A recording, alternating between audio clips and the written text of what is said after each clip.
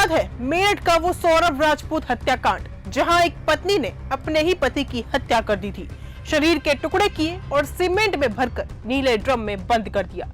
लेकिन अब इस केस में एक और हैरान करने वाला मोड़ सामने आया है। मुख्य आरोपी और सौरभ की पत्नी मुस्कान ने मेरठ जेल से एक चिट्ठी लिखी है जेलर के नाम। आखिर क्या है उस चिट्ठी में?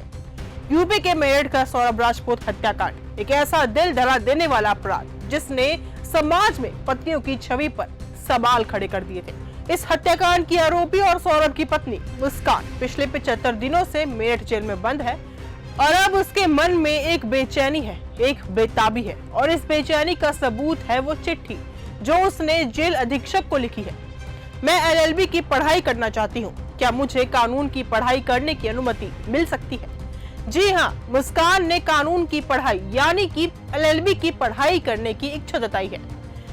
उसका कहना है कि वो अपना केस खुद लड़ना चाहती है, माननीय न्यायालय के सामने स्वयं को पेश करना चाहती है, जिसके बाद अब जेल प्रशासन भी हैरान हो गया है क्योंकि मुस्कान सिर्फ 8वीं पास है और अगर वो वकील बनना चाहती है तो उसे पहले 10वीं और फिर 12वीं की पढ़ाई पूरी करनी होगी।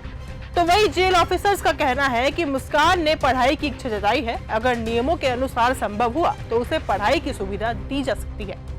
कोई बंदी जेल में बंद होता है तो उसके मिलने वाले घर वाले आते हैं, लेकिन मुस्कान का अभी तक कोई भी मिलने के लिए नहीं आया। उसके साथ साहिल बंद है, उसकी नानी और उसके भाई आया था, उन्होंने वो शायद वकील कर रहे हैं, उनका कहना है कि वो वकील कर रहे हैं, लेकिन इनके पास केवल सरकारी वकील हैं। तो मुस्कान का कहना यह है कि वो अपना केस खुद माननीय न्यायालय के समक्ष प्रस्तुत करना चाहती है और एलएलबी की पढ़ाई या वकील बनने की पढ़ाई किस प्रकार की जाती है उसके बारे में पूछा है। मैं कहना चाहता हूँ कि जिला कारागार मेरठ एक सुधारात्मक गृह है। माननीय कारागार मंत्री जी का कहना है कि हमें एक ऐसा माहौल बंदियों को देना है जिससे उनमें न केवल सुधार हो सके बल्कि संस्कार भी आ सके और वो समाज में जाकर पुनर्स्थापित हो सके। तो मैं सिर्फ ये कहना चाहता हूँ कि हम इस पॉसिबिलिटी को देख रहे हैं क्योंकि हाई स्कूल से लेकर के इंटर और यहाँ पर इग्नू का सेंटर भी है, कई कोर्सेज हम कराते हैं, लेकिन एलएलबी या लॉ की पढ़ाई किस तरह किसी बंदी को सुविधा उपलब्ध कराई जा सकती है, यदि नियमों में आता है तो इस पर हम लोग कार्रवाई करेंगे। लेकिन ये बात सही है, उसने वकील बनने के लिए और एलएलबी करने के लिए इच्छा जाहिर की है, इस पर हम विचार करें।